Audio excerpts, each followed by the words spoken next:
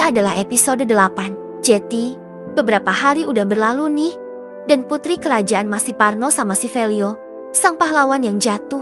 Dia keliling desa nyari info soal keberadaan Velio. Tapi nihil, gak dapet apa-apa.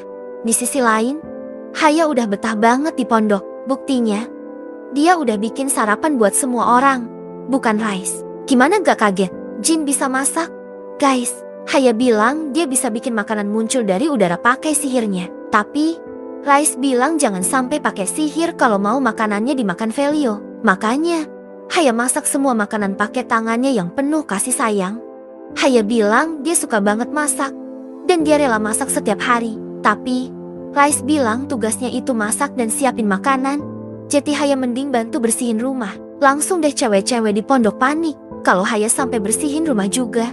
Apa gunanya mereka? Setelah sarapan, Mas Mami langsung ke ladang.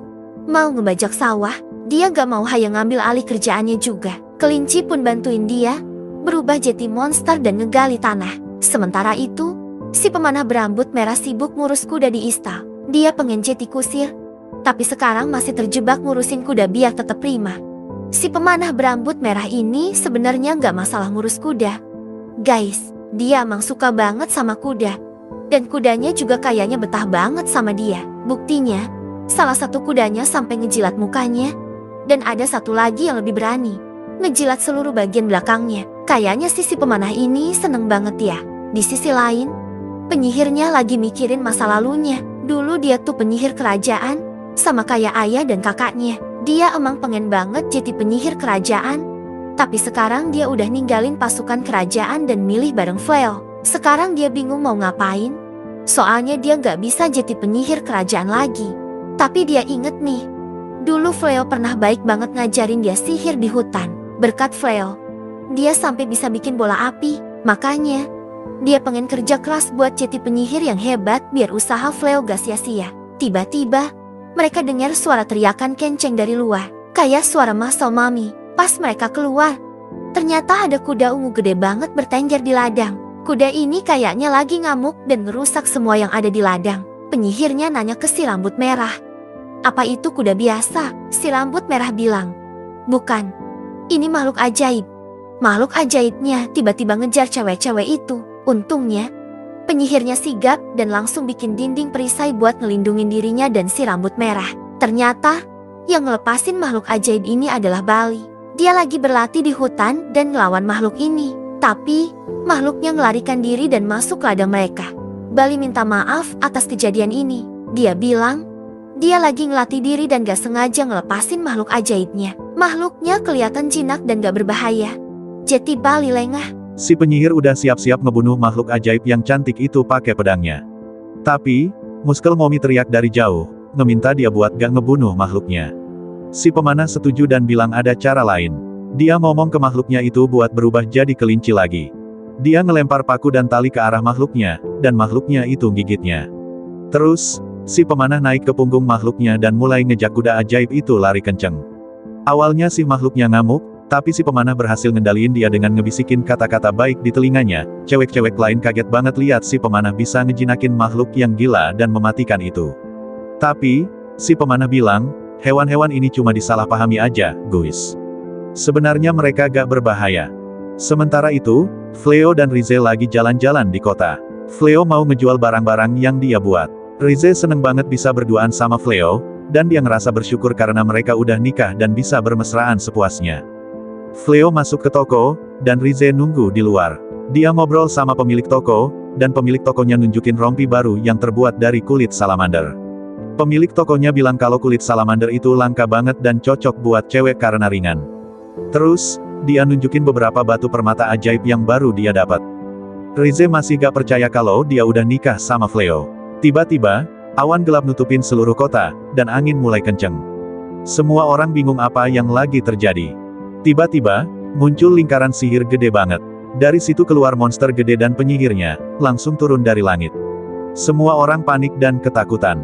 Sang putri yang lagi di sana pun langsung dikelilingin pengawalnya. Tapi, penyihirnya ngelepas monsternya buat ngehajar para pengawal itu. Fleo langsung ngambil alih situasi dan ngajak Rize ke tempat aman. Dia jelasin ke Rize kalau monster itu muncul dari lingkaran sihir.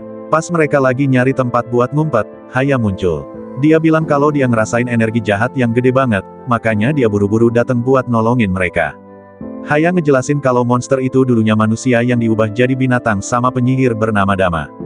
Dama itu salah satu penyihir terkuat di masanya, dan dia berhasil nguasain seluruh wilayahnya pakai ilmu hitam.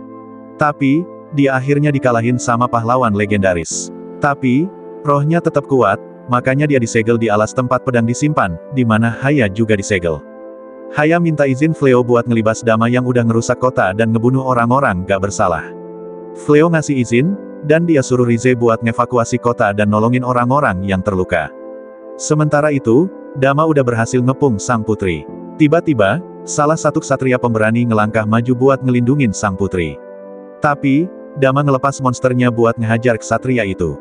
Tiba-tiba, ada ledakan gede banget yang ngejatuhin monsternya Dama.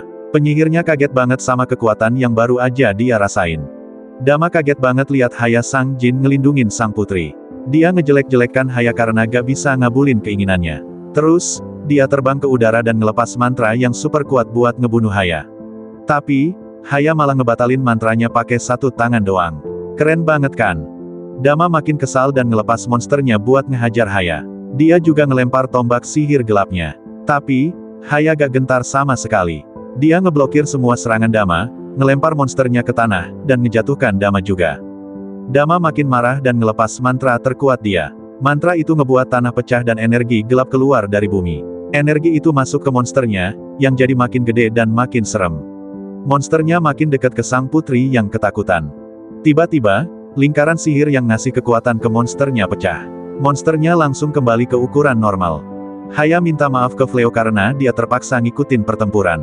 Terus, dia marah banget sama Dama dan ngelibas dia sepenuhnya.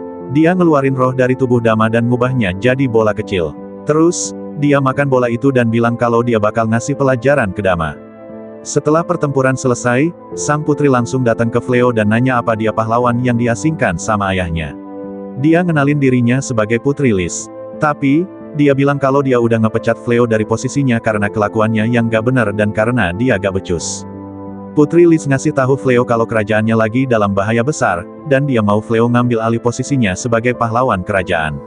Dia berterima kasih atas tawaran Putri Lis, tapi dia bilang kalau kerajaan harus dibela sama orang yang gak ragu-ragu buat ngelawan demi manusia. Terus, mereka balik ke pondok. Para cewek di pondok udah gak sabar nungguin Fleo dan Riz. Mereka bilang kalau mereka punya ide, dan minta izin Fleo buat ngelaksanain idenya. Mereka mau beli tanah di dekat pondok dan ngelebarin propertinya biar mereka bisa ngebangun bisnis sendiri. Fleo senyum dan bilang kalau dia bakal ngomong sama tuannya buat ngurusin pembelian tanahnya. Cewek-cewek di pondok bener-bener seneng banget. Besoknya, tanahnya langsung dibeli, dan mereka mulai ngerjain tanahnya. Semuanya berjalan lancar. Fleo dan Riz lagi lihat matahari terbenam, dan Fleo tiba-tiba ngeluarin cincin yang dia buat dari batu permata langka. Dia ngasih cincin itu ke Riz dan bilang kalau itu cincin kawin. Riz bener-bener seneng banget dan dia langsung meluk Fleo erat-erat. Mereka berdua siap ngejalanin petualangan baru bareng-bareng. Gimana nih, guys? Apakah kalian suka cerita ini? Kalau suka, jangan lupa subscribe ya.